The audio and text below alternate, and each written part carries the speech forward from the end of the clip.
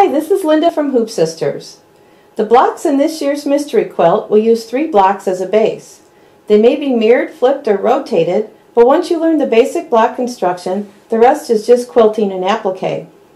This video will show you how each block base is constructed. Refer to your instructions for details such as fabric and thread choices. There will also be a special video on how to do the applique, so you can refer to that video on that process. We'll begin by doing block base 1, which is just a piece of fabric on the front. So you will hoop your battleizer. We will need a piece of fabric for your block front and a piece of fabric for your block back. And again, you'll refer to your instructions for the sizes and the fabric choices. You will need your wash away thread for your needle. You'll need a neutral thread for your needle, and you will need an embroidery bobbin thread for your bobbin. So as you can see, I've already stitched step 1 onto my battleizer. I placed my neutral thread in the needle only and my embroidery bobbin thread in the bobbin, and I stitched out the placement stitch. So the next step will be to replace my thread with my water-soluble thread in the needle only. I'll use the same bobbin, and I'm going to turn my hoop over, and with a little temporary spray adhesive, I could spray the back of my fabric and then place that backing fabric centered over my placement stitches. Then we'll turn the hoop over. Same thing with the back of the fabric that you need for your block base 1, and you will center that over your placement stitches.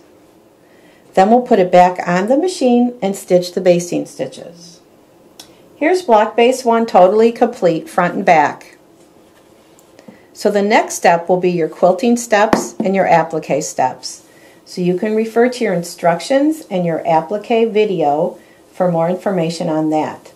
Block base 1 is the block that we use for weeks 1 and 2. So now we're going to move on to block base 2. So we're ready to work on our block base number 2, which is this one right here. I've already hooped my battleizer and stitched my placement stitch. We needed our neutral colored thread for that, so that's what I did. We will need as far as fabrics go, and again, you will refer to your instructions for the specific block you're doing. This block requires fabric 1 and fabric 2. Fabric 2 is cut in a diagonal. You start with a square and then cut it in half diagonally. Same with fabric 3. You start with a square, cut it in half diagonally. And of course your block back. So those are the fabrics for block base 2. The next step, we're going to begin building the block, and we're going to place our fabric 1 right here over this area. So you'll center it.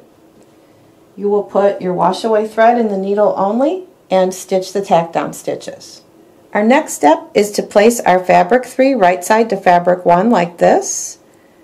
We will put our neutral thread in the needle only. The machine will stitch a seam, which will complete this half of the block. So we have our seam from step 3. You're going to finger press your fabric, flip it up, finger press it right side up, and then we will go ahead and place our water-soluble thread in the needle only again, and we will tack down this area right here.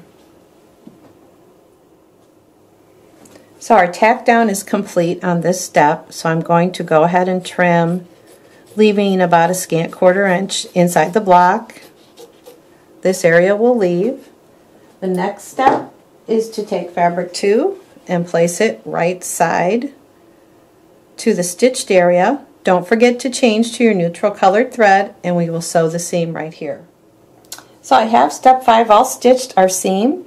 So now we're going to flip the fabric right side up, smooth it out, and again put the water soluble in the needle only and tack down this edge of the block. So step 6 was tacking down this half of the block, which is complete. So step 7 will be to turn it over, turn your hoop over, and you could use a little temporary spray adhesive and spray the wrong side of your fabric for the back, and then center this over the back and stitch your tack down with the water. Here's a completed look at our block base 2, the front and the back. And block base 2 begins in week 3 of your mystery quilt. And you might notice there are going to be either mirrored or rotated, because here's the particular one in the block I'm working on, and here's another view of block base 2 with, I think it's a mirror. So just be aware of that when you're doing your block bases. And now we will move on to block base 3. So we're ready to do our block base 3, and I've got my battleizer hooped up, and I've gone ahead and stitched step 1. The fabrics you will need for block base 3 will be fabrics 1. You'll need it in 2 sizes. You'll need a rectangle, you'll need a square, and you will need a piece of fabric 3 in another square. Again, refer to your instructions for sizes. You will also need your neutral thread, and you will need your wash away thread. So step 1 was to go ahead and stitch the placement stitches on your battleizer. Step 2 will be to put water soluble thread in your needle only. You'll place your square of fabric 3 in the corner that it specifies on your directions, because it could be different depending on if the block is mirrored or rotated. And we'll go ahead and put it on the sewing machine, and we'll stitch the tack down stitch. So we have our little square of fabric stitched down for step 2, and this seam allowance is a little big, so I'm going to go ahead and trim it. This one seems to be just fine. So for step 3, we're going to take our square of fabric 1, we're going to place it right side to fabric 3. We're going to change our needle out to a neutral thread, and we'll stitch the seam right here.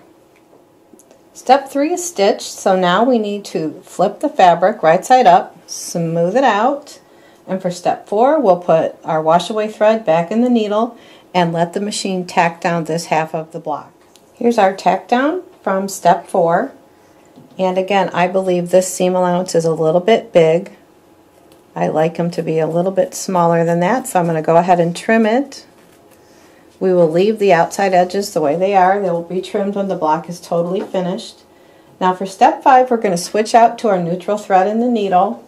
We're going to take our rectangle of fabric 1 and place it right side to the rest of the block, raw edges even, and stitch the seam. Here's the completed seam from step 5. Now we'll flip the fabric right side up, smooth it out, and we will switch our thread to the wash away thread and tack down the bottom half of the block. Here's the completed step stitching. So now we're on to step 7, which is where we take our block back fabric, and you can spray a little temporary spray adhesive on the back. You'll flip your hoop over, and you will center your block back over the basting area as best you can.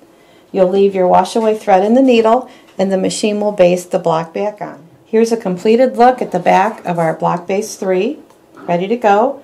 So now you're ready to put it back into the sewing machine and complete the quilting and the applique.